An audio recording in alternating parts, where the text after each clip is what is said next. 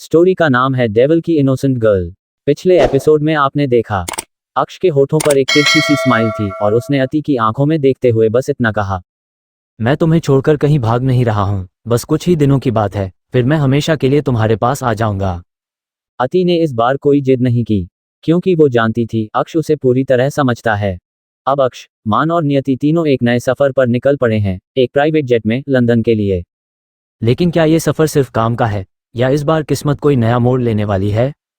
कहानी अब एक ऐसे मोड़ पर पहुंच चुकी है जहां हर लम्हा प्यार, दूरी और एक अनकहे रहस्य से भरा है। और दोस्तों, ये मेरी कहानी का 100वां चैप्टर है। आप सभी के प्यार और सपोर्ट की वजह से आज यहां तक पहुंच पाया हूं।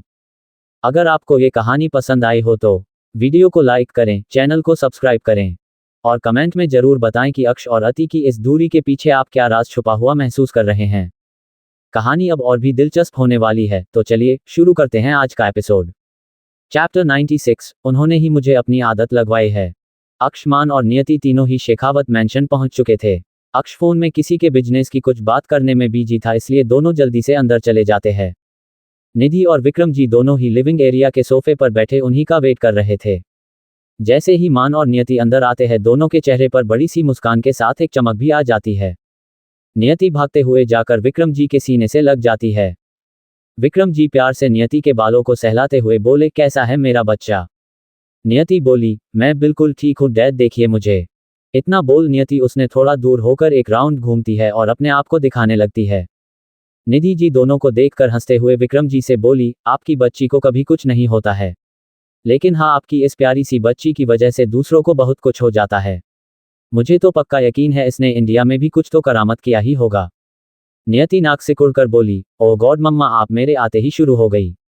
मैं भला किसी का क्या ही बिगड़ सकती हूँ, जरा देखो तो मैं कितनी मासूम हूँ। इतना बोल नियति किसी मासूम बच्चे की तरह अपना फेस बना लेती है।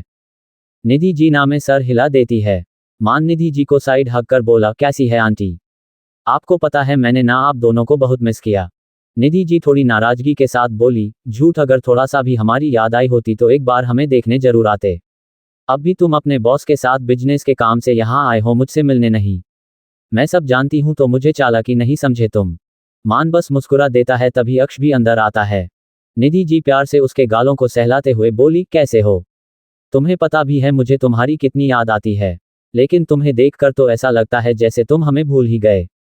अक्ष एक गहरी सांस लेकर बोला, आप भी ये अच्छे से जानती है कि मैं बचपन से ही अकेला रहना ज्यादा पसंद करता हूँ, लेकिन इसका ये मतलब नहीं है कि मैं किसी की फीलिंग नहीं समझता। मेरी लाइफ में आपकी उतनी ही वैल्यू है जितनी कि मॉम डैड की है, और यही सच्चाई है।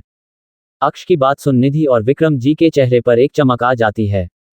सब अंदर जाते हैं और तीनों अपने अपने कमरे में जाकर जल्दी से फ्रेश होकर नीचे आते हैं। सभी साथ में बैठकर डिनर करते हैं, उसके बाद काफी देर तक बातें करते हैं। लेकिन अक्ष डिनर करने के बाद तुरंत ही अपने कमरे में चला जाता है।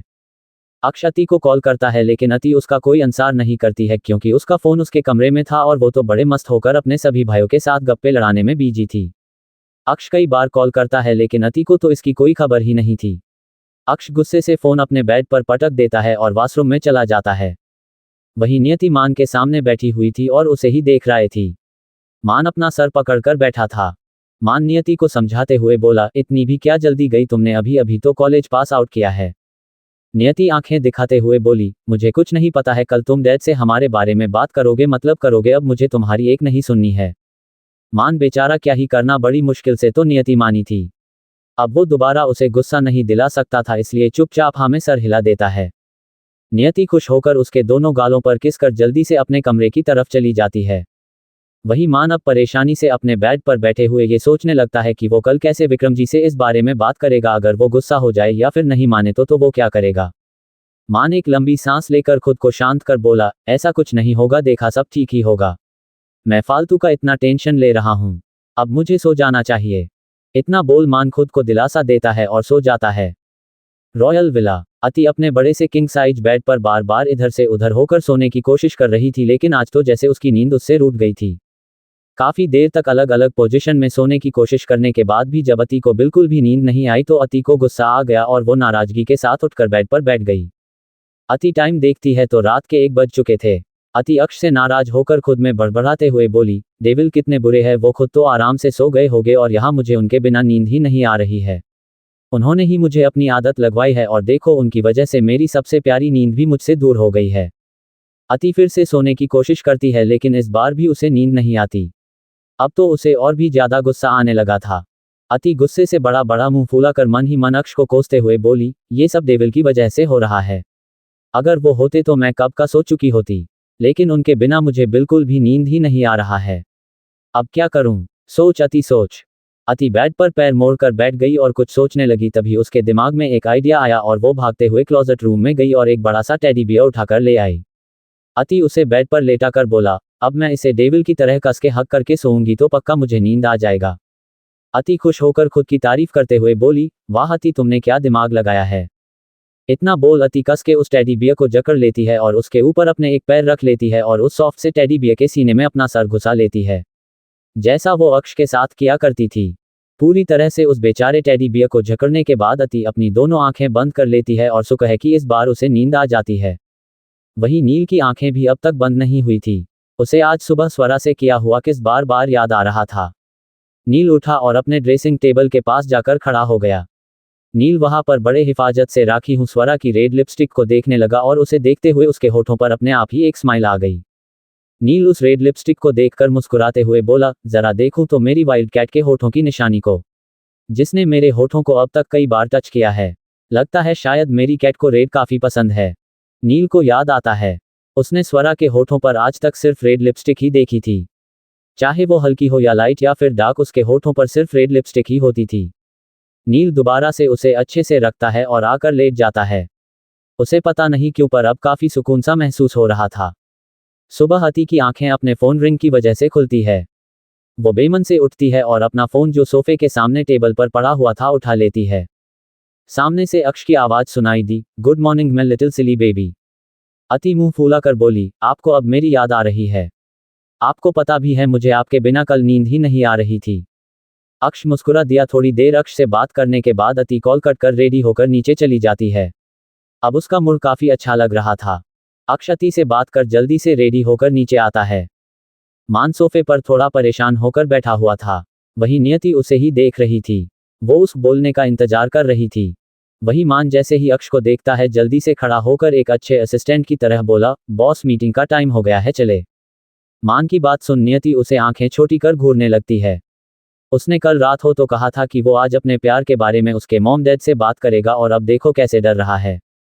वही अक्ष सिर्फ हाँ में सर हिला देता है। निधि जी दोनों को देखकर बोली, पहले ब्रेकफास्ट करो फिर कहीं जाओगे। अक्ष मना कर देता है तो निधि जी कुछ बोल नहीं पाती है और दोनों ही जल्दी से ऑफिस के लिए निकल जाते हैं। अक्ष सीधा लंदन के अपने ऑफिस में चला जाता है और उसके पीछे ही मान था। आज सब यही दुआ कर रहे थे कि उनसे गलती से भी कोई गलती ना हो। बेशक उन्हें अक्ष से बहुत डर लगता था। अक्ष ने अपने ऑफिस के जितने भी लोग बड़े पोस्ट पर हैं उनकी सबकी मीटिंग रखवाई थी, जिससे सब पहले से ही डरे हुए थे। और उनके बाद शाम को उसकी बिजनेस पार्टनर के साथ मीटिंग थी।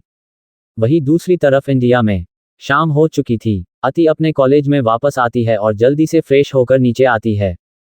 उसकी नजरें अपने भाइयों की ढूंढ रही थी। उसने कहा था कि आज सब जल्दी घर आ जाए। वही सब नील के कमरे में थे और आपस में किसी बारे में बातें कर रहे थे। लक्ष्य के दिमाग में अक्ष के बाहर जाने की खुशी में एक नहीं कई सारी खिचड़ी पक रही थी। लक्ष्य नील और मैक्स के साथ कुछ धमाल करने का सोच रहा था। मैक्स को थोड़ा डर भी लग रहा था। उसकी पैनिशमेंट अभी अभी तो खत्म हुई है। वो अब कोई गलती नहीं करना चाहता था, लेकिन लक्ष्य के आगे कहा किसी की चलने वाली थी।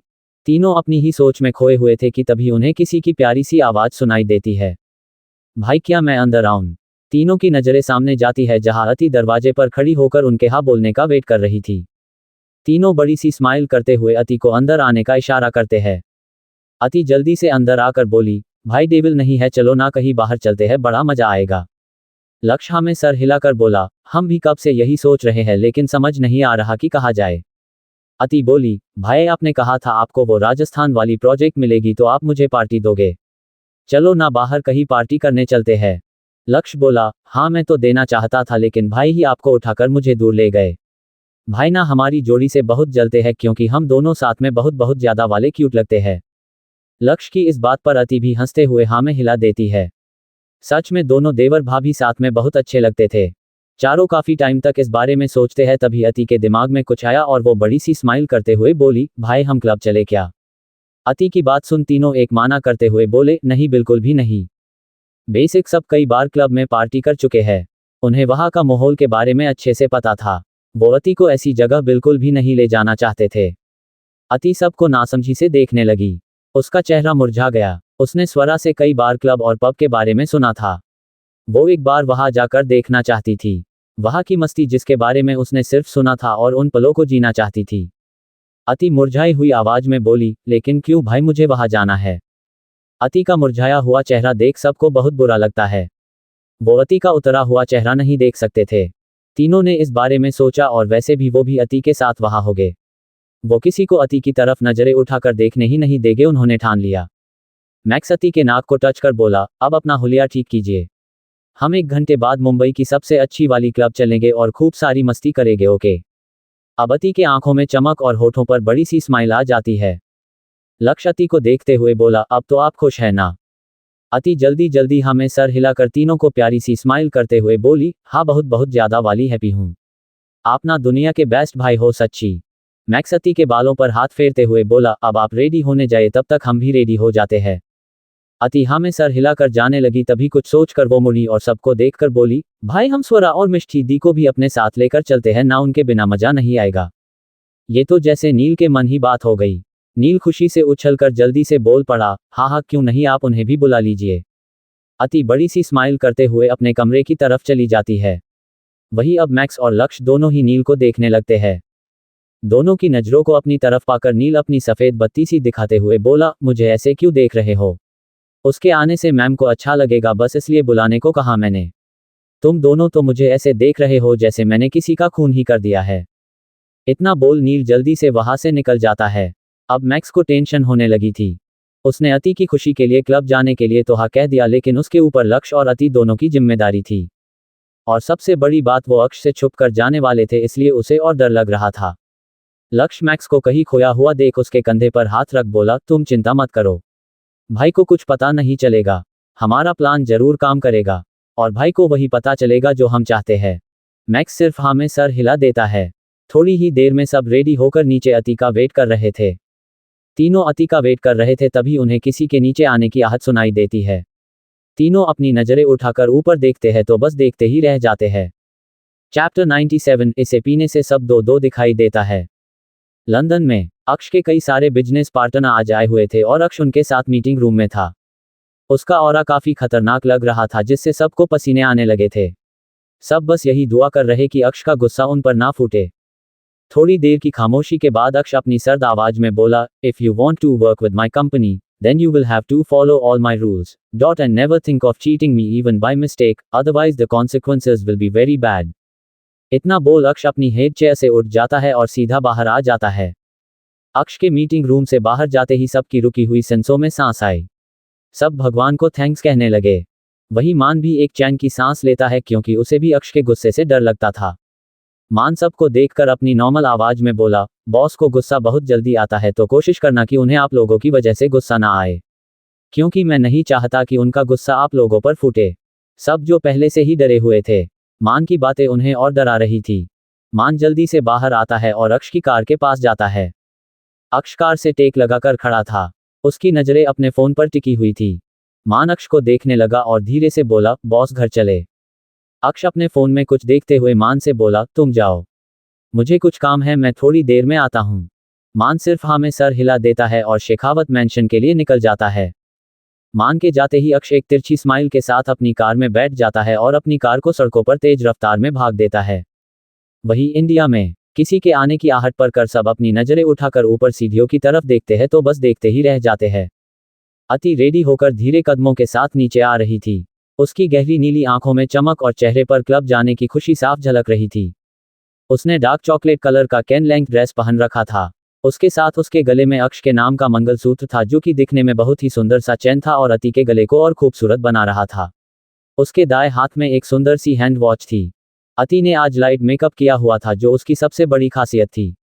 उसके नेचुरल पिंक होठ आज लाइट रेड कलर के थे और लाइट कलर होने की वजह से शाइन कर रहे थे। डार्क चॉकलेट कलर में उसका गोरा बदन बेहद खूबसूरत लग रहा था। सब अपना मुंह खोले और आंखें बड़ी बड़ी कर अति को देखने लगे। उनकी जान आज बहुत बहुत बहुत ज्यादा वाली प्यारी लग रही थी।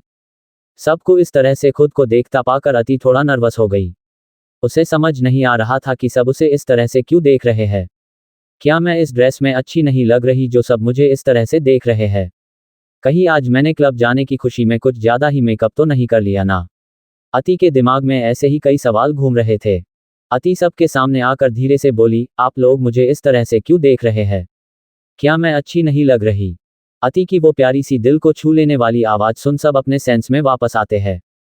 अति सबको देखने लगी और मायूस होकर बोली, भाई आप लोग कुछ बोल क्यों नहीं रहे? बताए ना, क्या मैं आज अच्छी नहीं लग रही? अगर आपको मैं अच्छी नहीं लग रही तो मैं अभी चेंज करके आती हूँ। अति का चेहरा उतर गया था। उसे लगा वो अच्छी नहीं लग रही है। उनके भाइयों को ये ड्रेस पसंद नहीं आई। अति की बात सुन तीनों एक दूसरे को देखने लगे और एक साथ हंस पड़े। उनकी लिटिल सिस्टर उनकी सोच से भी ज्यादा क्यूट है। तीनों को हंसता देख अति को कुछ समझ नहीं आया। वो नासमझी से अपने भाइयों को देखने लगी। अति थोड़ी नाराज होकर बोली, आप लोग मुझ पर हंस क्यों रहे हैं? भाई ये वेरी बैड मैनर्स है। इतना बोल अति नाराजगी से अपने दोनों हाथ बांधकर बड़ा सा मुंह फूला लेती है। उसे लगा कि उनके भाई उस पर हंस रहे हैं, लेकिन वो गलत थी। उन्हें तो उस पर बहुत प्यार आ रहा था। वो सच में बहुत एक क्यूट सी इनोसेंट बेबी डॉल की तरह ही थी। सबके होठों पर एक मुस्कान छा जाती है। अति अब चिढ़ सी गई और अपना छोटा सा नाक फूला कर अपनी नीली आंखों से घूर घूर कर सबको देखने लगी। अति की इस हरकत पे सब वो उस पर बड़ा प्यार आ रहा था। अब तीनों बिना एक पल गवाए एक साथ अति को हग कर लेते हैं। तीनों एक साथ बोले, आप ना बहुत बहुत प्यारी लग रही हो। आपको पता है आप ना बिल्कुल एक एंजल की तरह हो। तीनों के एक साथ लगने से छोटी सी अति दब सी गई और जोर से बोली, भाई प्लीज छोड़िए मुझे वरना मैं बिना एंजॉय किए ही मर जाऊंगी। सब अपने होश में आकर जल्दी से अति से दूर होते हैं। अति आंखों में चमक लेकर बड़ी सी स्माइल करते हुए बड़े ही मासूमियत से बोली, सच्ची भाई क्या मैं एंजल की तरह क्यूट लग रही हूँ? तीनों मुस्कुराते हुए एक साथ हाँ में सर हिला देते हैं। लक्ष्य अति के होठों की वो प्यारी सी स्माइल देख बोल पड़ा, अच्छा हुआ आज भाई यहाँ नहीं है, वरना अगर वो यहाँ होते तो आपको इस तरह से देखकर पता नहीं उनका क्या हाल होता। आपकी ये कातिल आदत तो सीधा उनके दिल पर वार करती और वो खुद को घायल होने से रोक नहीं पाते। अति को लक्ष्य की बातों की गहराई समझ नहीं आई, लेकिन फिर भी उसके चेहरे पर से मुस्कान जाने का नाम ही नहीं ले रही थी। तीनों जल्दी से बाहर आते हैं और कार में बैठ जाते हैं। उन्होंने कार की मिरर बंद कर रखी थी। जब वो बड़े से एंट्री गेट के पास पहुंचे तो गार्ड को सिर्फ नील दिखाई देता है, क्योंकि अति, मैक्स और लक्ष्य पीछे सीट पर थे और मिरर बंद था। नील ने गार्ड से कहा कि वो किसी मीटिंग के लिए बाहर जा रहा है। गार्ड ने सिर्फ हाँ में सर हिलाया और उनकी कार तेज रफ्तार से वहां से निकल गई। उन्होंने इस बारे में अधिक को भी नहीं बताया था, क्योंकि उन्हें डर था कि कहीं अधिक उन्हें मना ना कर दे। वो अपनी लिटिल बेबी को ऐसी जगह जाने की परमिशन नहीं देता। थोड़ी ही देर में उनकी कार मुंबई की सबसे बड़े और फेमस क्लब के बाहर आकर रुकी। तीनों बड़े स्टाइल से बाहर आते हैं और उनके पीछे ही अति भी बाहर आती है। अति बहुत एक्साइटेड लग रही थी। अति अपनी नीली आंखों में चमक लेकर चारों तरफ देखने लगी। क्लब के बाहर चारों तरफ छोटे छोटे पौधे थे और उन पर अलग अलग कलर की लाइट लगाई गई थी जो रात के अंधेरे में किसी जुगनू की तरह चमक रहे थे। सभी जगहों पर काफी अच्छे तरह से डेकोरेट किया गया था जो उस जगह की रौनक बढ़ा रही थी। अति एक्साइटेड होकर बोली, भाई देखो ना चारों तरफ कितना अच्छा लाइटिंग किया गया है, कितना कलरफुल है। ये सब मुझे पसंद आया। नील अति के चेहरे की चमक देखकर बोला, अब अंदर चले। अति जल्दी जल्दी 2-3 बार हाँ में सर हिलती है और सब अंदर जाते हैं। अंदर आते ही अति की आंखें और ज्यादा चमक उठी। स्वरा और मिष्टी पहले ही आ चुकी थी और क्लब के अंदर बैठी उनका ही वेट कर रही थी। वो जैसे ही अति को देखती है जल्दी से उनके पास चली जाती है। अति उन्हें देखकर खुश हो जाती है। वही मैक्स जैसे ही मिष्टी को देखता है उसे उसकी मॉल वाली हरकत याद आ जाती है और वो याद आते ही वो मन ही मन मुस्कुरा देता है। मिष्टी ने ब्लू कलर का सुंदर सा ड्रेस पहन रखा था जिसमें वो बहुत हॉट लग रही थी। मिष्टी अति की तारीफ करते हुए बोली, वाओ बेबी आज तो तुम बहुत बहुत ज्यादा वाली क्यूट और ब्यूटीफुल लग रही हो। हाय कहीं मेरी ही नजर ना लगे जाए। मिष्टी की बात सुन मैक्स बड़े घमंड के साथ बोला, ये हमेशा ही क्यूट लगती है और हमारे होते हुए कोई इनकी तरफ नजर उठाकर नहीं देख सकता। मिष्टी अति से अपनी नजरें हटाकर मैक्स की तरफ देखती है जिसकी नजरें उसी पर टिकी हुई थी। लक्ष्य ने अति का हाथ पकड़ रखा था जैसे वो कोई छोटी सी बच्ची हो और अगर उनसे उसका हाथ छोड़ा तो वो कहीं घूम जाएगी। अति अपना हाथ छुड़ाते हुए बोली, भाई मैं बच्ची नहीं हूं, प्लीज छोड़िए ना, सब देख रहे हैं। लक्ष्य हंसते हुए बोला, भाभी आप हमारे लिए बेबी ही हो। अति लाचारी से सबको देखने लगी। वही स्वरा सबको अति की इतना केयर करता देख बड़ी सी स्माइल करती है। सब बीच में रखे सोफे पर बैठ जाते हैं जो को वीआईपी सीट थी। जब से सब अंदर आए थे कुछ लड़का लड़की उन्हें ही घूर रहे थे। वहीं नील की नजरें तो बस अपनी वाइल्ड कैट पर टिकी हुई थी, जिसने पिंक कलर की ड्रेस पहन रखी थी और होठों पर डार्क रेड लिपस्टिक लगा रखा था। रेड लिपस्टिक देख नील मन ही मन मुस्कुराते हुए बोला, यार ये रेड लिपस्टिक क्यों लगाती है? जरा देखो तो उसके होठों बिल्कुल किसी चेरी की तरह लग रहे हैं, मन तो कर रहा है कि अभी के अभी ही इसे खा जाऊं। नील के दिमाग में जैसे ही ये बात आई, नील खुद को ही डटाते हुए बोला, नील ये तेरे दिमाग में कब से ऐसे बातें आने लगी? देख ये बहुत गलत बात है। तू किसी लड़की के बारे में ऐसा कैसे सोच सकता है? नील को खुद के ऊपर थोड़ा गुस्सा आ रहा था कि वो स्वरा के बारे में ऐसा कैसे सोच सकता है। उसने कभी किसी लड़के के बारे में ऐसा कभी नहीं सोचा था। तो फिर स्वरा के लिए उसके दिमाग में ऐसा ख्याल क्यों आने लगा था? असल में तो उसके अंदर स्वरा के लिए फीलिंग आने लगी थी। वो फीलिंग जिसे हम प्यार कहते हैं। उनके दिल में स्वरा के लिए प्यार पनपने लगा था, लेकिन नील अभी तक अपने उन मीठे मीठे एहसास को समझ नहीं पाया था। नील फिर से स्वरा को देखने लगा और इस बार भी उसकी नज़र स्वरा के होठों पर जाकर अटक सी गई। नील मन ही मन बड़बड़ाया, नहीं नील नहीं, ये बहुत गलत है। तू उसके बारे में ऐसा नहीं सोच सकता। लेकिन मैं कर भी क्या सकता हूँ? हाँ एक काम करता हूँ, मैं उसके होठों की तरफ देखूंगा ही नहीं। नील स्वरा के होठों से अपनी नज़रें हटाकर इधर उधर देखने लगा, लेकिन आज उसकी नज़रें जैसे उसकी सुनने को तैयार ही नहीं थी। वो तो बस अपने मन की कर रही थी। नील को अब सच में खुद पर गुस्सा आने लगा था। लक्ष्य जैसे ही नील की नज़रों को फॉलो करता है, उसे नील के ऊपर हंसी आ जाती है, क्योंकि उसकी आंखों में एक अजीब सी चमक थी। लक्ष्य मैक्स को नील की तरफ इशारा करता है, मैक्स भी नील को देखता है और मुस्कुरा देता है। मैक्स धीरे से लक्ष्य के कान में बोला, यार देखना हमारा नील अपनी वाइल्ड कैट को कैसे घूर रहा है। उसकी आंखों में जो चमक है ना, इस चमक को मैंने आज से पहले कभी किसी लड़की के लिए नहीं देखा था। इसका मतलब साफ है कि पक्का इसके दिल में अपनी लड़ाकू कैट के लिए नए नए जज्बात उभर रहे हैं। लक्ष्य भी हंसते हुए धीरे से बोला, लग तो मुझे भी कुछ ऐसा ही रहा है। वैसे भी दोनों साथ में काफी अच्छे लगते हैं। दोनों को इस तरह से एक दूसरे के कान में कुछ फुसफुसाते हुए देख सब उन दोनों को ही घूरने लगते हैं। दोनों को जैसे एहसास हुआ कि सब उन्हें ही घूर रहे हैं, तो दोनों जल्दी से नादान बनने का एक्टिंग करते हुए इधर उधर देखने लगे।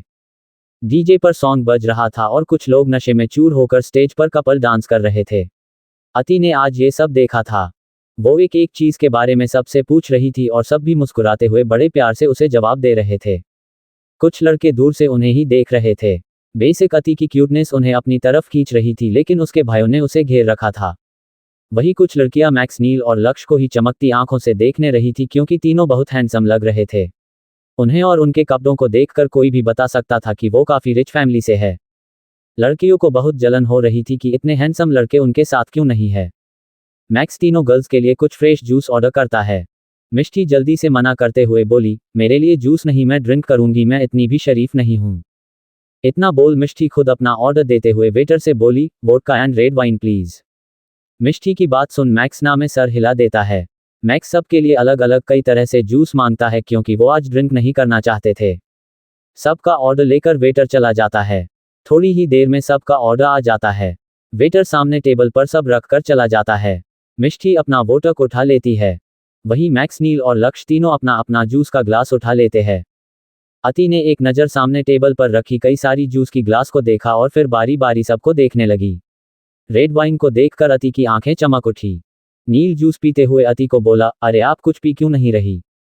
अति जल्दी से वाइन की ग्लास की तरफ इशारा कर बोल पड़ी, भाई मुझे भी ये पीना है। अति की बात सुनते ही सब जो आराम से अपनी अपनी ड्रिंक एंजॉय कर रहे थे, उन्हें एक जोर का झटका लगा और सबको खांसी आ गई। सबको खांसता देख अति उन्हें ही देखने लगी। सब एक साथ ना में सर हिलाकर अति को साफ मना कर देते हैं। अति रिक्वेस्ट करती है लेकिन कोई नहीं मानता। अति बेमन से अपना जूस पीती है और फिर स्टेज की तरफ इशारा कर बोली, भाई मुझे डांस करना है। इसमें सब हमें सर हिलाते हैं और सब डांस फ्लो पर आ जाते हैं। डीजे पर सॉन्ग चल रहा था और सब अपने अपने डांस करने में खो गए। मान मिष्टी के साथ था, नील स्वरा के साथ और लक्ष्य अति के साथ था। उन्होंने किसी लड़के को उन्हें जरा सा भी टच करना तो दूर उनके आसपास तक आने नहीं दिया। सब बॉयज उन्हें अजीब नजरों से घूर रहे थे, लेकिन इन सब से बेखबर तीनों गर्ल्स अपने में ही मस्त थी। थोड़ी ही देर में अति थक गई। उनसे वॉशरूम जाना था। नील स्वरा को अति के साथ जाने को कहता है। अति और स्वरा जल्दी से वॉशरूम साइड चली जाती है। थोड़ी ही देर में दोनों फ्रेश होकर बाहर आती है। दोनों आ ही रही थी कि तभी स्वरा को मित का कॉल आता है। स्वरा उसका कॉल उठाकर बातें करने लगती है। अति स्वरा को देखकर बोली, जल्दी करो ना, मुझे और डांस करना है। स्वरा अति को रुकने को कहती है, लेकिन अति को तो बड़ी जल्दी थी। अति बोली, मैं जा रही हूं, तुम बात करके आ जाना। स्वरा जल्दी से हाँ में सर हिला देती है और अति जल्दी से डांस फ्लो की तरफ चल देती है, लेकिन अब तब सब फिर से सोफे पर आकर बैठ चुके थे। ये देख अति का मुंह ही बन जाता है। उसे अभी और डांस करना था और उसे प्यास लगी थी, इसलिए वो रुक गई। उसके दिमाग में एक आइडिया आया और उसके होठों पर बड़ी सी स्माइल आ गई। अति दूसरी साइड वाली बारटेंडर के पास जाकर देखने लगी कि उसे क्या पीना है। अति की नज़र जैसे ही रेड वाइन पर जाती है, उसकी आंखें एक बार फिर से चमक जाती है। वो दूसरी साइड इसलिए तो आई थी क्योंकि वो सबसे छुपकर वाइन ट्राई करना चाहती थी। उसके पास खड़े लड़के ड्रिंक कर रहे थे। उनकी नज़र जैसे ही अति पर जाती है तो वो ऊपर से नीचे तक अति को स्कैन करने लगते हैं। अति जल्दी से बारटेंडर को उन लड़कों की रेड वाइन की तरफ इशारा कर बोली, मुझे भी ये चाहिए। बारटेंडर अति को रेड वाइन का ग्लास देता है। अति जल्दी से उसे पकड़कर एक सिप लेती है। वाइन का एक सिप लेते ही अति का मुंह बन जाता है। अति ग्लास को घूरते हुए बोली, ये तो कड़वी है। अति को इसका टेस्ट कड़वी लगी। उसके पास बैठे 4 लड़के जो कब से अति को देख रहे थे, उसमें से एक लड़का मुस्कुराते हुए अपने दोस्त से बोला, ऋतिक तुम्हें पता है ये वाइन ना बड़ी कमाल की चीज़ है। स्टार्ट में थोड़ी कड़वी लगती है लेकिन 4-5 सिप लेने के बाद बड़ा मजा आता है। अति बड़ी सी स्माइल करते हुए मन ही मन बोली, क्या ऐसा भी होता है? मुझे एक बार ट्राई करना चाहिए। क्या पता ये सच कह रहे हो। अति खुश होकर जल्दी जल्दी से 4-5 सिप लेती है। उसे डर था कि कहीं स्वरा या उसके भाई ना आ जाए। वो चारों लड़के एक दूसरे को देखने लगे। उनके चेहरे पर अजीब सी स्माइल थी। वो यही तो चाहते थे। अति ने आज से पहले कभी ड्रिंक नहीं की थी, इसलिए अति को बहुत जल्दी चढ़ गई। अति ने अपना सर पकड़ लिया, उसका सर घूमने लगा था। अति इधर उधर देखने लगी और खुश होकर बोली, वाह ये क्या कमाल की चीज़ है। इसे पीने से सब दो दो दिखाई देती है। अति अपनी बड़ी बड़ी पलकें झपकाकर सामने देखने लगी। उसे अब चढ़ गई थी। उसे सब दो दो दिखाई दे रहा था। अति खाली ग्लास रखकर बोली, मुझे और पीनी है। टेंडर वाइन की बोलत अति के सामने रख देता है। अब अति वाइन का पूरा बोतल ही उठा लेती है और अपने मुंह पर लगाकर पीने लगती है।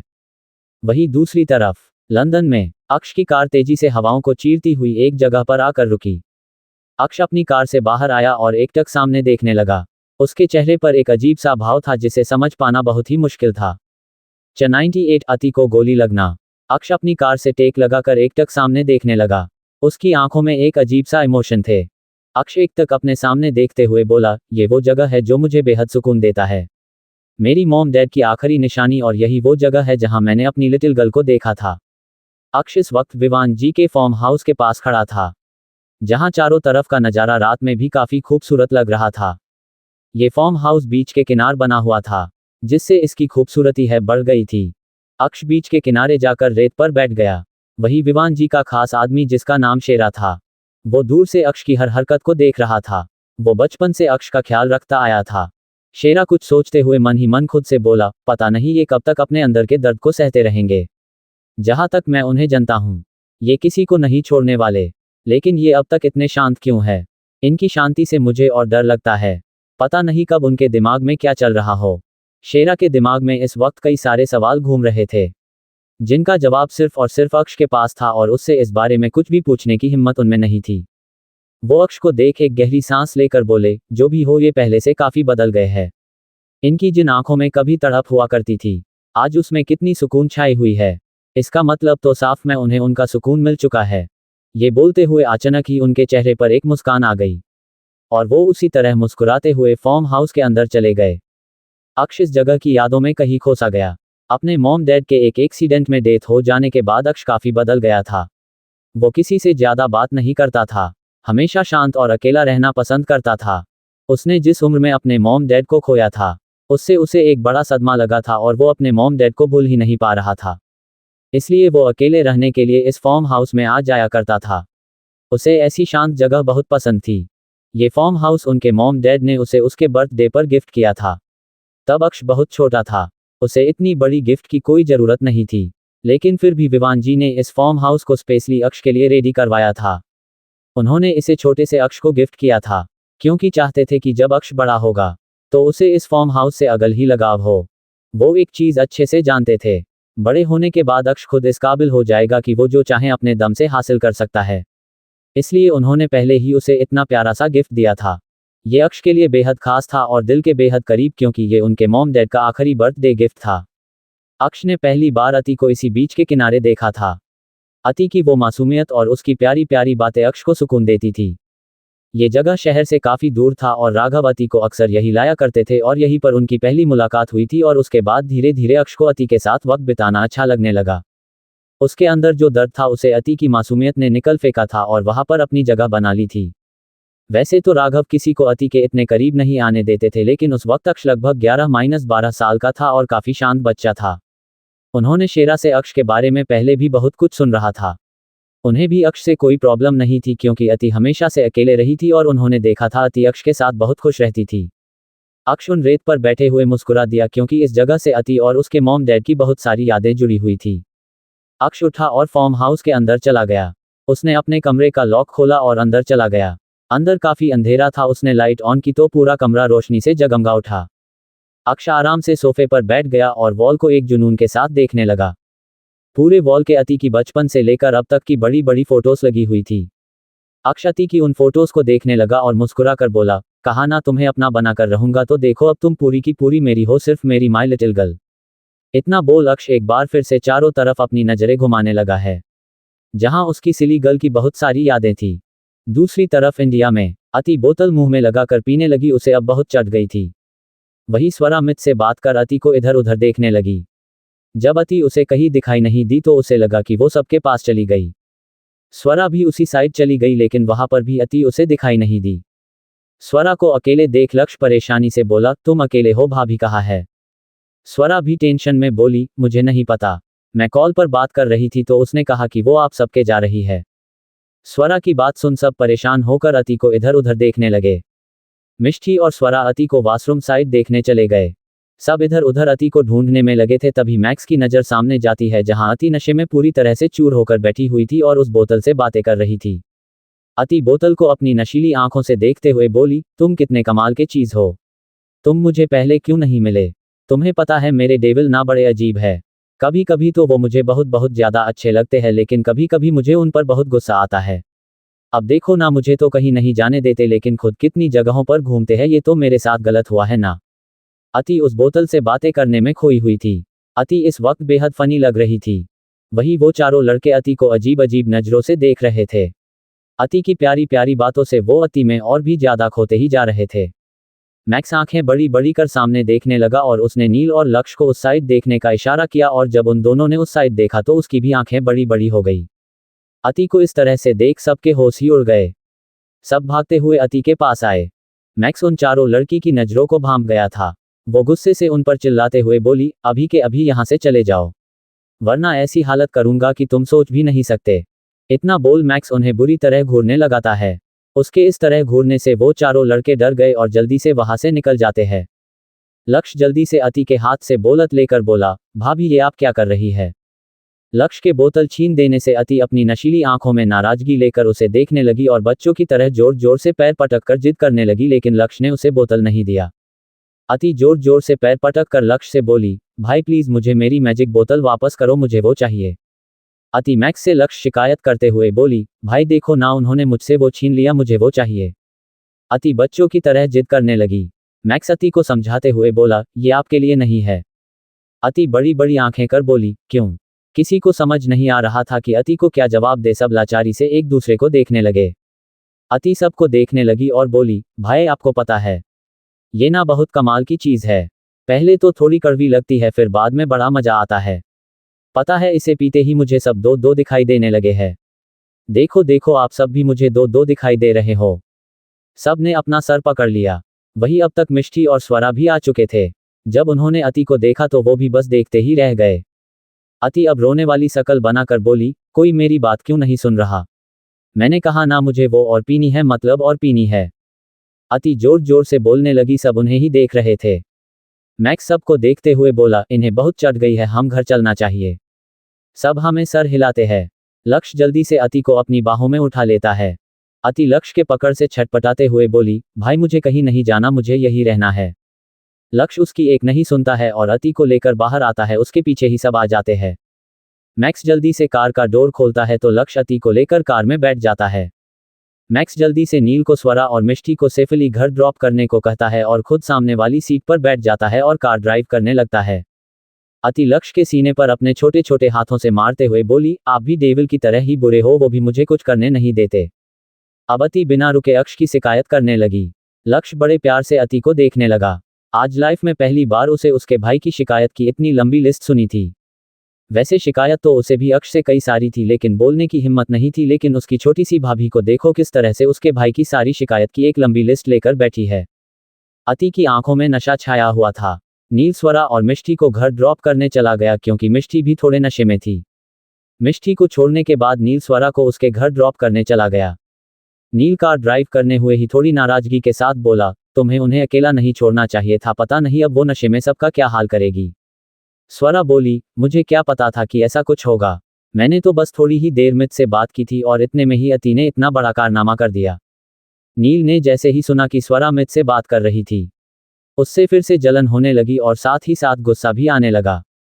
नील थोड़े गुस्से में बोला, ओह तो तुम अपने उस बेकार से दोस्त से फोन पर लगी हुई थी, पर तुम्हें नहीं लगता कि वो तुम्हारी दोस्ती के काबिल नहीं है। स्वरा चिढ़कर बोली, और मैं पूछ सकती हूँ कि तुम्हें ऐसा क्यों लगता है। नील सामने देखते हुए बोला, उसका करैक्टर अच्छा नहीं है, वो अपने बाबा के पैसे पर रात दिन आवारों की तरह घुमा करता है, पब में जाना, ड्रिंक करना और लड़कियों के साथ डांस करना उसका शौक है। मुझे तो समझ नहीं आता तुम उससे बात करनी ही क्यों हो, अच्छा होगा कि तुम उससे दूर रहो।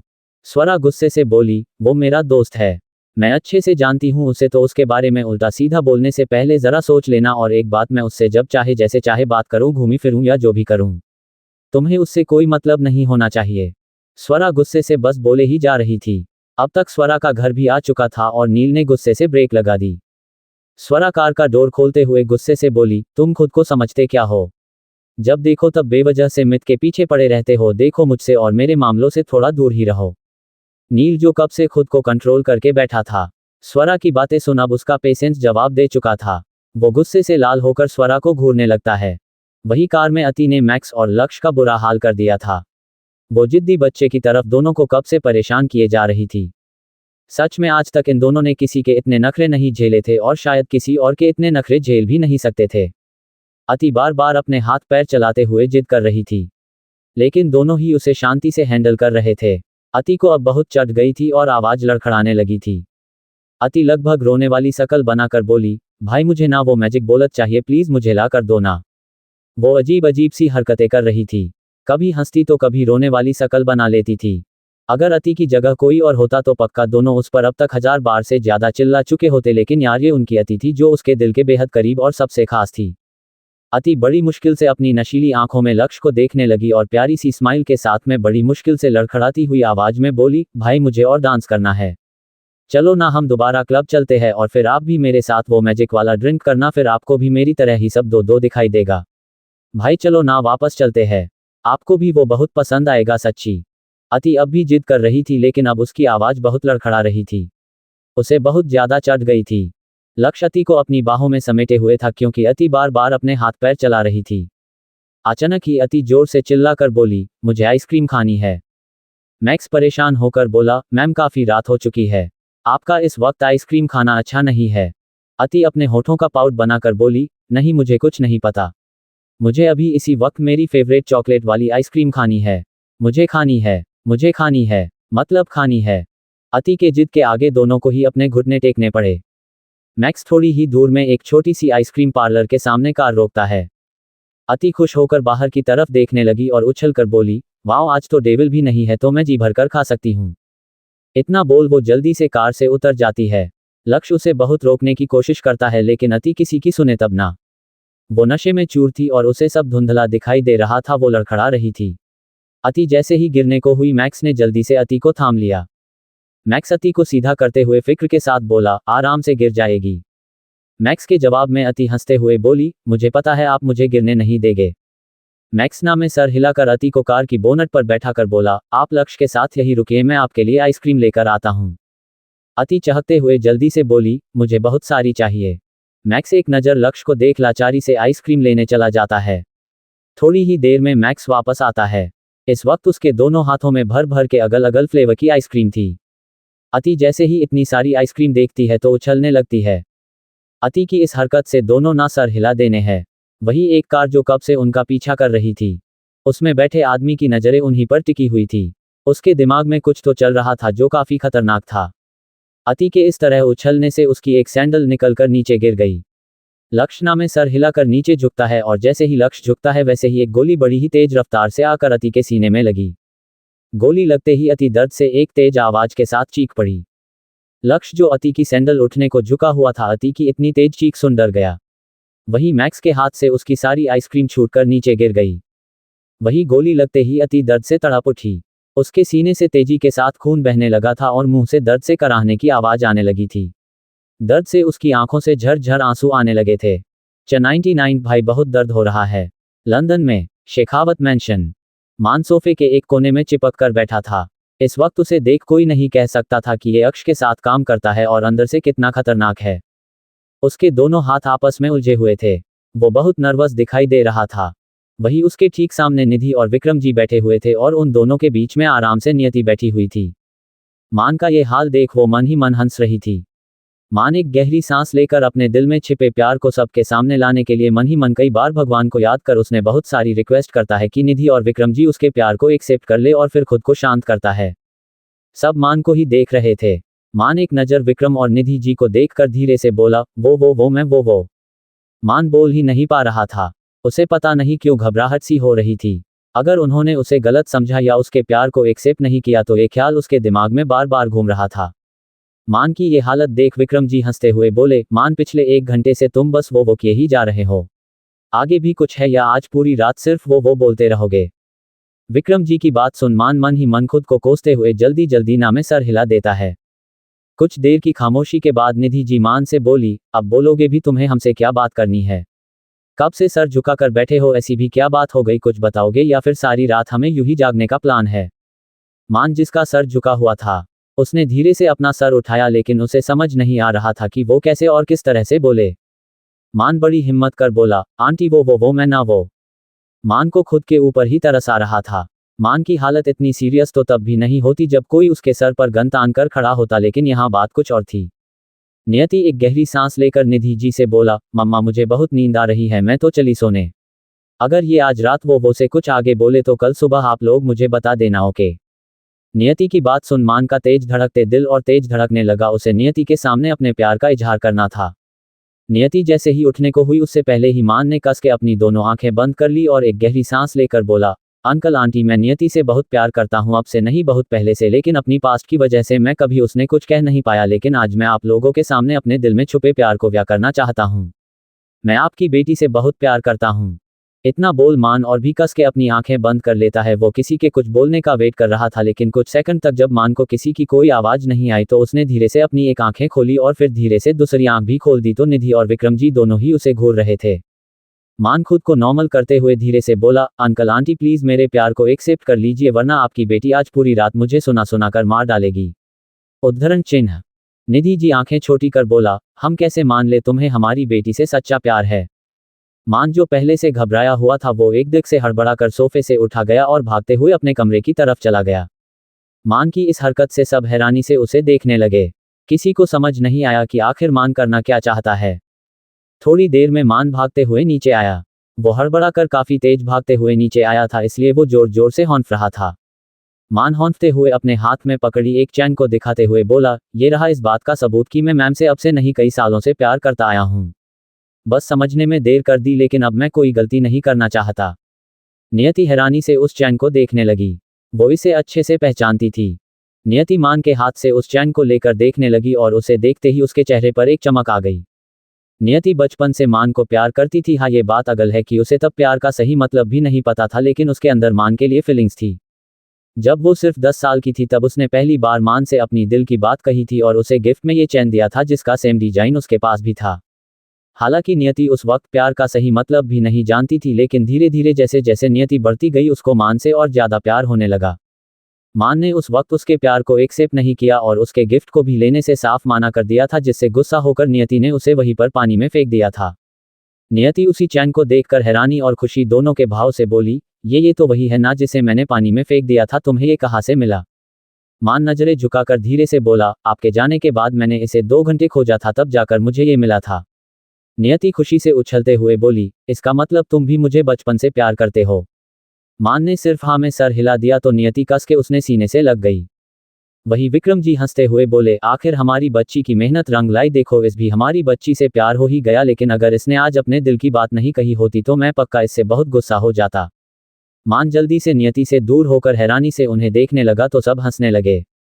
अब मान को ये समझने में जरा सा भी देर नहीं लगा कि उन्हें इस बारे में बहुत पहले से पता था और उन्हें मान पहले से ही पसंद भी था।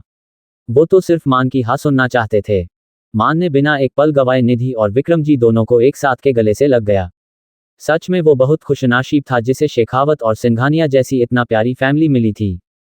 वही इंडिया में जैसे ही अति को गोली लगी, अति दर्द से तड़प उठी और उसके मुंह से अपने आप ही एक दर्द भरी चीख निकल गई। लक्ष्य जो नीचे अति की सैंडल ठीक करने के लिए झुका हुआ था, अति की चीख सुनते ही डर गया। वही मैक्स के हाथ से उसकी सारी आइसक्रीम छूटकर नीचे गिर गई और वो भागते हुए अति के पास आया। दोनों ने जैसे ही अति को खून से सनी हुई देखा, उनकी सांसें जैसे उसके गले में ही अटक सी गई। लक्ष्य ने तुरंत अति को अपनी बाहों में भर लिया। अति दर्द से कराहते हुए बोली, आहे भाई बहुत दर्द हो रहा है। लक्ष्य पैनिक होते हुए अति को देखने लगा। वही कार में बैठा आदमी अपने सामने गन पॉइंट कर बैठे आदमी को देखते हुए टेंशन में बोला, ये किसे मार दिया तूने? चल जल्दी कर और मार डाल उसे, वरना बॉस हमें जिंदा नहीं छोड़ेंगे। दूसरा आदमी फिर से निशाना लगाते हुए बोला, अरे अगर वो एंड टाइम पर झुक गया तो मैं क्या करूं? इतना बोल वो आदमी फिर लक्ष्य के ऊपर निशाना बनने लगता है। अति की ऐसी हालत देख मैक्स गुस्से से कांप गया और उसने अपनी लाल आंखों से उस कार की तरफ देखा और बिना एक पल गवाए अपनी गन निकल पर उस पर फायर कर दी और गन में लगा एक बटन दबा दिया, जिससे वो कार देखते ही देखते ब्लास्ट हो गई। लक्ष्य अति को लेकर अंदर बैठ गया और मान हवा की स्पीड से कार ड्राइव करने लगा। लक्ष्य जल्दी से अपना कोट निकल कर अति के सीने से बहते खून को साफ करने लगता है। इस वक्त उसके हाथ बहुत कांप रहे थे और आंखों से आंसू रुकने का नाम ही नहीं ले रहे थे। अति दर्द से कराह उठी और रोते हुए बोली, भाई बहुत दर्द हो रहा है। लक्ष्य अति के गालों को सहलाते हुए बोला, हम अभी हॉस्पिटल पहुंच जाएंगे, फिर देखना सब ठीक हो जाएगा, ओके। अति को अपने सीने में बहुत दर्द हो रहा था और वो जोर जोर से रो रही थी। उसके सीने से तेज खून निकल रहा था और लक्ष्य अति की ये हालत देख लक्ष्य बहुत पैनिक होने लगा था। वहीं दूसरी तरफ लंदन में अक्षय आराम से अपनी दोनों आंखें बंद किए हुए अति की यादों में खोया हुआ था कि तभी कुछ याद आते ही अचानक से उसने अपनी काली गहरी आंखें खोली दी और वहां से खड़ा होगा बाहर आ गया। अब अक्षय का चेहरा बेहद खतरनाक लग रहा था। उसने एक पर जगह आकर अपने कदम रोक दिए। ये अक्षय का स्टडी रूम था जो लॉक था। अक्षय शेरा से उसे खोलने को कहता है, शेरा डोर खोल साइड में खड़ा हो जाता है। अक्षय को अपने स्टडी रूम में जाता देख शेरा के चेहरे के भाव एकदम से बदल गए थे। अक्षय जैसे ही अंदर जाने को हुआ कि तभी उसका फोन रिंग करने लगा। अक्षय अपनी सर्द नजरों से फोन को घूरा है और उठाकर जैसे ही कान पर लगता है, वैसे ही सामने से कोई डरी सहमी हुई आवाज में कुछ बोलता है। सामने वाले की बात सुनता है अक्षय की आंखें जो पहले ही सर्द थी, अचानक ही बेहद खतरनाक हो जाती है। अक्षय गुस्से से चिल्लाते हुए बोला, अगर उसे कुछ भी हुआ तो मैं किसी को नहीं छोड़ूंगा, सबको बर्बाद कर दूंगा, याद रखना। इतना बोल अक्षय गुस्से से अपना फोन जोर से पटक देता है। वो गुस्से से कांप रहा था और उसकी वो काली गहरी आंखें खून की तरह लाल हो गई थी। हॉस्पिटल में लक्ष्य बेजान होकर बैठा हुआ था और रो रो कर सूजी हुई लाल आंखों से बार बार ओटी रूम को देख रहा था। उसका रो रो कर बुरा हाल हो चुका था। उसके कपड़े अति के खून से सने हुए थे। वहीं मैक्स की आंखें खून की तरह लाल हो चुकी थी और वो गुस्से से कांप रहा था क्योंकि अति की हालत बहुत सीरियस थी। उसका काफी ज्यादा खून बह चुका था।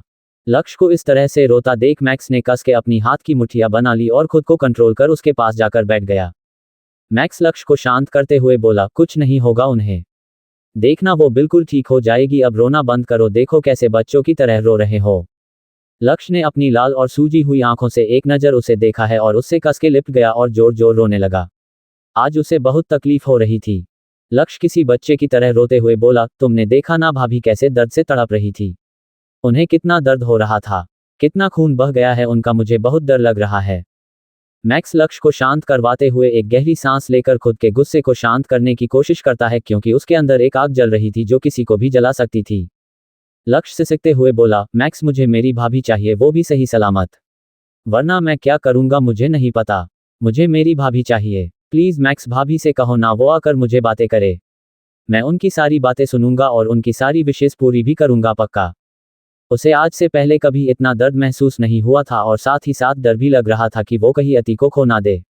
उसने बचपन में ही अपने मॉम डैड को खो दिया था, अब वो अपनी जान से भी कीमती भाभी को नहीं खो सकता था। मैक्स एक गहरी सांस लेकर बोला, हे बस अब रोना बंद करो, देखा वो जल्दी ही ठीक हो जाएगी। वैसे भी अभी तो तुम्हें बॉस का बेबी भी तो देखना है ना, और तुम्हें लगता है बॉस इतनी आसानी से उन्हें अपनी लाइफ से जाने देंगे? नहीं, बॉस मैम को कुछ नहीं होने देंगे। लक्ष्य को तो जैसे मैक्स की बातें सुनाई ही नहीं दे रहा था। उसके कानों में सिर्फ अति के दर्द से कराहने की आवाजें सुनाई दे रही था। 100 है, आंखें खोलो और देखो मुझे। 2 साल बाद प्रिंसेस पैलेस। अति पूरे बिस्तर पर फैलकर सोई हुई थी और उसने एक बड़ा सा टेडी बियर जकड़ रखा था। बालकनी से आती सूरज की हल्की हल्की रोशनी से अति कसमसने लगी और बड़ी ही आलस से बोली, डेविल प्लीज थोड़ी देर और सोने दीजिए ना। अक्ष जो मिरर के सामने खड़ा होकर ऑफिस जाने के लिए रेडी हो रहा था। अक्ष मिरर से ही घूरते हुए अपने तेज नजरों से बेड पर पड़ी हुई अपनी लिटिल वाइफ को देखा है और फिर लाचारी से नामे सर हिला देता है और फिर अपने बाल अच्छे से सेट करने के बाद अक्ष अपने कदम बेड और बढ़ा देता है। अक्ष अति को घूरते हुए बोला, it's not a good thing to be so lazy little wifey, come on get up now. अति ना सो पाने की वजह से अब परेशान हो गई थी। उसके ऊपर अब सूरज की रोशनी सीधा पड़ रही थी। अति अपनी नींद भरी आंखों से अक्ष को देखने लगी और फिर से आंखें बंद कर बोली, प्लीज ना, बस होती देर और। इतना बोल अति अपने आप को पूरा ब्लैंकेट से कवर कर लेती है। वही अति की इस हरकत से अक्ष की आंखें छोटी हो जाती है। अक्ष अति को घूरते हुए बोला, वाइफी तुम्हें तो मैं अभी बताता हूं। इतना बोल अक्ष एक झटके से अति के ऊपर से ब्लैंकेट खींच देता है और अति को अपनी बाहों में उठा लेता है। अति वैसे ही अक्ष के गले में अपनी बाहें डाल देती है। उसकी आंखें अब भी बंद थी। अक्ष अति को लेकर वॉशरूम में जाता है और अति को ठंडे पानी से भरे हुए बाथटब में बैठा देता है। अति जो अब तक नींद में थी, अचानक से हड़बड़ा कर उठी और अपनी नीली आंखों में भर भर के नाराजगी के साथ अक्ष को देखने लगी। सुबह सुबह इतने ठंडे पानी में भीगने से अति को अक्ष पर गुस्सा आ गया। अति गुस्से से अपनी छोटी सी नाक को और छोटा कर बोली, ये पानी कितना ठंडा है, सुबह सुबह अपनी प्यारी सी वाइफ के साथ ऐसा कौन करता है? थोड़ी देर में मैं खुद ही उठ जाती, लेकिन नहीं, आपको तो मुझे परेशान करना होता है। कल भी आपने ऐसा ही किया था। इतना बोल अति अक्ष को घूरने लगती है। अक्ष अपने चेहरे को अति के चेहरे के बेहद करीब ले जाकर बोला, वाइफी लक्ष्य की तरह ही अब तुम भी बहुत लेजी हो चुकी हो। तुम दोनों का कुछ तो करना होगा और अब तो तुम्हारी शरारतें भी बढ़ गई है और ये सब तुम्हारे उन सभी भाइयों के प्यार का नतीजा है। अक्ष बोल ही रहा था कि अति उसकी बातों को बीच में काट कर बोली, मेरे भाइयों को बीच में लाने की जरूरत नहीं है और वैसे भी आपकी वजह से मैं बहुत दिनों से उनसे नहीं मिली हूँ। आप ना हम सब से बहुत जलते हो, इसलिए जब देखो तब बेवजह का मुझे और लक्ष्य भाई को डटाते रहते हो, मुझे सब पता है। अति की बात सुन अक्ष की आंखें और छोटी हो गई और वो अति को बुरी तरह घूरते हुए बोला, अगर मुझे जलन महसूस होती है तो सिर्फ तुम्हारी लिए वाइफी, और ये आजकल तुम कुछ ज्यादा ही बोलने लगी हो। चुपचाप रेडी होकर नीचे आओ, मैं तुम्हारा वेट कर रहा हूं, और एक बात अपने छोटे से दिमाग में अच्छे से घुसा लो, तुम मुझे आधे घंटे के अंदर नीचे मेरे सामने चाहिए, समझी तुम? अति का मुंह ही बन गया और वो अक्ष को देखने लगी जो ऑफिस जाने के लिए पूरी तरह से रेडी हो चुका था। अति कुछ सोचने लगी और कुछ सोचकर उसके चेहरे पर बड़ी सी स्माइल छा गई और वो बिना एक पल गवाए अपने दोनों हाथों में पानी भरकर अक्ष के ऊपर पानी फेंकने लगी। अक्ष जैसे ही कुछ बोलने को हुआ कि अति झट से उसके ऊपर उछल गई और उससे जल्दी से लिपट गई। अति कहीं गिर ना जाए इसलिए अक्ष जल्दी से उसे होल्ड कर लेता है, वरना जिस तरह से अति उछली थी, अगर अक्ष ने थोड़ी सी भी देर की होती तो अति अब तब नीचे गिरी हुई होती। अति की इस हरकत से अक्ष थोड़ी गुस्से भरी आवाज में बोला, ये क्या बचकाना हरकत है वाइफी? अगर अभी गिर जाती और तुम्हें कहीं चोट आ जाती तो? अति आराम से अक्ष के गले में अपनी दोनों बाहें डालकर बोली, ओहो आप कितने गुस्सा करते हो, मुझे पता था आप मुझे गिरने नहीं दोगे। इतना बोल अति अपनी सफेद बत्ती सी दिखाते हुए हंस देती है। अक्ष अति को घूर घूर कर देखने लगता है। अति जल्दी से अपने होठों का पाउट बनाकर बोली, आपके इस तरह से मुझे घूरने का कोई फायदा नहीं है। अब मुझे घूरना छोड़ो और जल्दी बाहर जाओ, आपको ऑफिस जाने के लिए लेट हो रहा होगा ना। इतना बोल अति अक्ष के भींगे कपड़ों को देखकर अपने चेहरे पर बड़ी सी मुस्कान बिखेर देती है, क्योंकि वो अक्ष के ऊपर इसलिए ही तो उछली थी ताकि उसके गीले कपड़ों से अक्ष के कपड़े भींग जाए, और ऐसा कर वो अक्ष को परेशान करना चाहती थी और ये बात अक्ष भी अच्छे से जानता था। अक्ष एक तिरछी स्माइल के साथ अति की कमर पकड़कर बोला, ओह माय लिटिल वाइफी, अगर तुम चाहती थी कि मैं तुम्हारे साथ मॉर्निंग रोमांस करूं तो तुम्हें सीधा सीधा बोलना चाहिए था ना, इतना कुछ करने की क्या जरूरत थी? इतना बोल अक्ष अति के होठों को बड़े ही इंटरेस्ट के साथ देखने लगा और धीरे धीरे उसके होठों की तरफ बढ़ने लगा। अति अपनी आंखें बड़ी बड़ी कर बोली, नहीं नहीं, मैं ऐसा कुछ नहीं चाहती, आप जाओ ना, आपको तो लेट हो रहा होगा ना, आपको पता है ऑफिस लेट जाना अच्छी बात नहीं है। अक्षना में सर हिलाकर बोला, नहीं वाइफी, पहले तुम मुझे वो दो जो मैं चाहिए हूँ।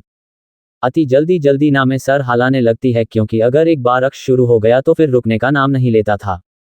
अक्ष अति की कमर पकड़कर खुद के चेहरे के करीब कर लेता है और हल्का सा झुककर उसके होठों पर होठ रख किस करने लगा है। अति जो ना में सर हिला रही थी, उसके किस करते ही आंखें बंद कर अक्ष की किस में खोने लगी। उसे अक्ष की करीबी से बहुत सुकून मिलता था। अक्ष अति के होठों को बड़े शिद्दत से किस करने लगता है। उसके दोनों हाथ अति के कमर पर लिपटे हुए थे। अति अक्ष के बालों पर हाथ फेरते हुए बड़ी सुकून से आंखें बंद कर अक्ष की किस में खोई हुई थी। अक्ष अति को लेकर शवार के नीचे खड़ा हो जाता है और अपने एक अति को होल्ड किए हुए अपने दूसरे हाथ से शावर ऑन कर देता है और अपनी किस और गहरी कर देता है। थोड़ी देर की लंबी किस के बाद अक्ष अति के होठों से दूर होकर अपने कोट को उतरकर साइड में रख देता है और अपने शर्ट के बटन खोलने लगता है। अति लंबी लंबी सांसें लेते हुए अक्ष को देख रही थी। अब वो ये अच्छे से समझ गई थी कि अब वो अक्ष से बच नहीं सकती। उसके दोनों गाल शर्म से पूरी लाल हो चुकी थी। अक्ष अपनी शर्ट के बटन खोलते हुए बोला, अभी तो मैंने कुछ किया भी नहीं वाइफी और तुम्हारी अब से ही ये हालत हो गई। अति शर्म से अपनी नजरें झुका लेती है। उसका दिल जोरों से धड़कने लगा था। अक्ष अपनी शर्ट निकालकर उसका चेहरा अपने हाथों में भरकर ऊपर उठता देता है और उसकी नीली आंखों में देखने लगता है। अति की पलकें अब भी झुकी हुई थी। अक्ष अति की दोनों आंखों पर किस कर बोला, hey little wifey, open your eyes and look at me. Ati भी धीरे से अपनी बड़ी बड़ी पलकें उठाकर अक्ष की आंखों में देखने लगती है। अक्ष अति की गर्दन पकड़कर उसके होठों पर होठ रख किस करने लगा और वैसे ही किस करने हुए अति की कमर पकड़कर ऊपर उठा लेता है। अति जल्दी से अपने दोनों पैर उसके कमर पर लेपेट लेती है। अक्ष बेतहसा अति के होठ, गर्दन और कालर बोन पर तेजी से सक और लिक करने लगता है। दोनों ही एक दूसरे के एहसास में कहीं खो जाते हैं। अक्ष अति को लेकर अपने कमरे में आ जाता है और अति को बेड पर लेटाकर खुद उसके ऊपर आ जाता है। सिंघानिया मैंशन में कबीर और मीनाक्षी जी दोनों अधिक के सामने बैठे उसे ही घूर रहे थे और अधिक अपना सर पकड़कर बैठा था। उसे देखकर ऐसा लग रहा था कि वो बहुत चिढ़ा हुआ है। अधिक अपने हैंड वॉच में टाइम देखकर दोनों को देखने लगा और बोला, मॉम डैड, अगर आपकी इजाज़त हो तो क्या अब मैं ऑफिस जाऊं? मेरी एक मीटिंग है अभी। मीनाक्षी जी साफ मना करते हुए बोली, नहीं, पहले तुम मुझे ये बताओ तुम मुझसे मिलने जा रहे हो या नहीं। मीनाक्षी जी ने अधिक के लिए एक लड़की पसंद आई थी और उन्होंने उसे आज कैफे में अधिक से मिलने को कहा था, लेकिन अधिक माने तब ना, लेकिन उन्होंने भी ठान लिया था कि इस बार वो अधिक से अपनी बात मनवा कर रहेगी। अधिक आस भरी नजरों से कबीर जी को देखने लगा, लेकिन कबीर जी ने जल्दी से ना में गर्दन हिला दी क्योंकि उनकी बीवी उन्हें ही घूर रही थी और वो अपनी बीवी से पंगा नहीं ले सकता था। अधिक एक गहरी सांस लेकर बोला, मॉम डैड, मैं मीटिंग के बाद इस बारे में सोचकर बताता हूँ, लेकिन अभी मुझे जाना होगा। मेरी मीटिंग का टाइम हो चुका है। इतना बोल अधिक जैसे ही उठने को हुआ कि उससे पहले ही मीनाक्षी जी उसे धमकी देते हुए बोली, मुझे कोई बहाना नहीं चाहिए। तुम आज उससे मिलने जा रहे हो, मतलब जा रहे हो, समझे तुम? अधिक ना में सर हिलाकर बोला, मॉम आप समझी क्यों नहीं है? मुझे उसमें कोई इंटरेस्ट नहीं है और मैं उससे मिलने तो बिल्कुल भी नहीं जाऊंगा। मीनाक्षी जी कबीर जी को गुस्से से घूरती है तो कबीर जी हड़बड़ा कर बोले, एक बार मिल ले, क्या पता वो तुझे पसंद आ जाए। वैसे भी तेरी मॉम को वो लड़की बहुत पसंद है, एक बार मिलने में तुझे प्रॉब्लम ही क्या है?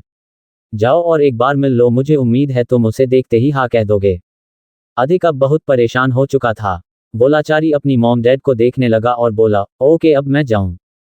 मीनाक्षी जी खुश होकर बोली, हाँ अब तुम जा सकते हो, लेकिन एक बात याद रखना, अभी हाँ बोलकर बाद में ना कहा ना तो मैं तुम्हें घर से निकल दूंगी और तुम्हें एक पैसा नहीं मिलेगा। इसलिए चुपचाप शाम 7 बजे कैफे पहुंच जाना। अधिक बेमन से हाँ में सर हिला देता है क्योंकि अब वो मीनाक्षी जी से बिल्कुल भी बहस नहीं कर सकता था। अधिक उठा और जल्दी से अपनी कार निकलकर अपने ऑफिस के लिए निकल गया। अधिक कार ड्राइव करते हुए बोला, ये मॉम डैड ने मुझे कहाँ फंसा दिया है, अब मैं क्या करूं? अगर नहीं गया तो पक्का मॉम इस बार मुझे सच में घर से निकल देगी। अधिक आज चिढ़ गया था। प्रिंसेस पैलेस अति अक्ष के ऊपर थी और बहुत थकी हुई दिखाई दे रही थी। उसके गले में अक्ष के बाइट के निशाना साफ दिखाई दे रहे थे और बाल बिखरे हुए थे। अति अक्ष के सीने से सर रखकर आराम से सोई हुई थी। वो काफी थक चुकी थी, इसलिए इस वक्त उसकी आंखें बंद थी। उन दोनों के ऊपर एक ब्लैंकेट था और चेहरे पर सुकून था। अति धीरे से अपनी आंखें खोलकर अपना सर उठाकर अक्ष को देखने लगी। शायद वो कुछ बोलना चाहती थी।